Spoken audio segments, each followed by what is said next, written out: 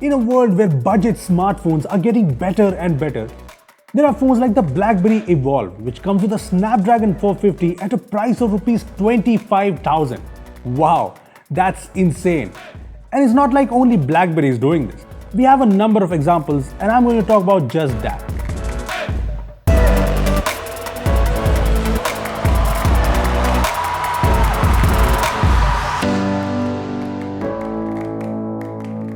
Hey guys, this is Rupesh from Beebom.com, and today I'm going to talk about mid-range smartphones with Snapdragon 450. I know it's disappointing to see overpriced smartphones from some Android manufacturers.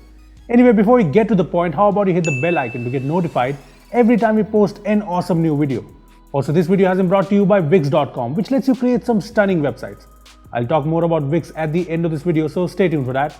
Now let's get to the point and talk about Snapdragon 450 on mid-range smartphones. So BlackBerry recently launched its new Evolve series of phones in India, and they took me by surprise. No, it wasn't a pleasant one. I mean, there's the Evolve X at Rs 35,000, and it comes with hardware that's more suited to mid-range phones.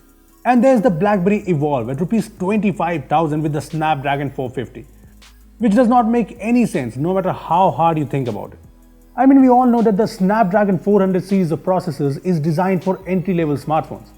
Anyway, it's not just BlackBerry who's doing this, there's other companies as well, like Samsung. The South Korean giant recently launched the Galaxy A6 Plus in India, which at a price of Rs 26,000 comes with, yes, you guessed it, the Snapdragon 450. Now the point is, I just don't understand why there are phones powered by the Snapdragon 450 in the sub 30,000 price range. I know Samsung and BlackBerry are premium brands, but the difference in performance between their phones and other phones in this price range is just massive.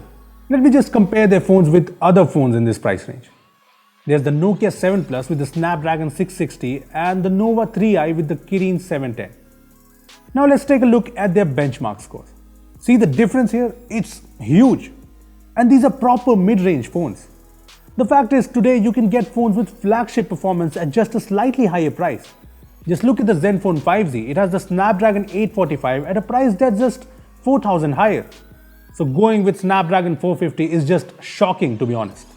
Look, I've used the Galaxy A6 Plus with the Snapdragon 450 and it's not a bad chipset, but it just does not handle gaming and intensive apps as well as a Snapdragon 660 or any other 600 series processor would. I played Asphalt 9 on the phone and obviously the graphics were low, but there are also a lot of frame drops, and that's not what you expect from a mid-range phone.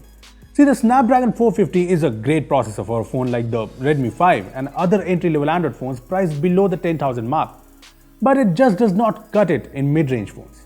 Anyway, it's not just mid-range phones. Companies are also using the Snapdragon 450 in phones in the sub Rs 20,000 price range. There's the Galaxy On 8 at Rs 17,000, the Vivo V9 Youth at the same price, and the Moto G6 at a slightly lower price of Rs 14,000. And all of these phones come with the Snapdragon 450. When most phones in this price range come with a faster Snapdragon 636 processor. So why would anyone go with a phone that packs in a less powerful processor? Heck, even the good old Snapdragon 625 is a better processor than the 450. So it's just surprising, to be honest. I know these phones, especially Samsung phones, sell like hotcakes in the offline market because people aren't aware of the limitations of the processor or the fact that these phones come with low-end processors. But someday they will. I mean, I've heard a lot of people complain about lag in their budget Samsung phones and mid-range Samsung phones, and we all know the reason for that: underpowered hardware. And slowly and steadily, more people will know. The point is, if I'm paying Rs 20 to 30,000 for a mid-range phone, I want a phone that has good performance. A phone that can handle games like PUBG or Asphalt 9, and not a phone that's laggy. So, dear Android manufacturers, using Snapdragon 450 on a mid-range phone just makes no sense.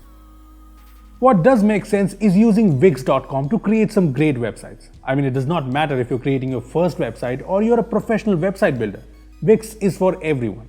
I tried out Wix to build my website and I did a fairly good job in just a few minutes. With Wix, you can create a business website, a website for your online store, photography, music, events, blogs, basically just about anything. Plus, you get so many templates and advanced tools like Wix Videos, Wix Pro Gallery, Wix Bookings, etc. So what are you waiting for? Check out Wix from the link in the description down below. Well, I hope companies like Samsung, BlackBerry, Motorola and Vivo watch this video and start making sensible choices when it comes to their budget and mid-range smartphones. Anyway, what do you think about Snapdragon 450 in the mid-range smartphone segment? Don't tell me it's a good idea. Anyway, comment below. Also give this video a thumbs up if you agree with us and share it with your friends. Lastly, subscribe to our channel for more amazing tech videos. So that's me signing off. Thanks for watching and I will see you in the next one.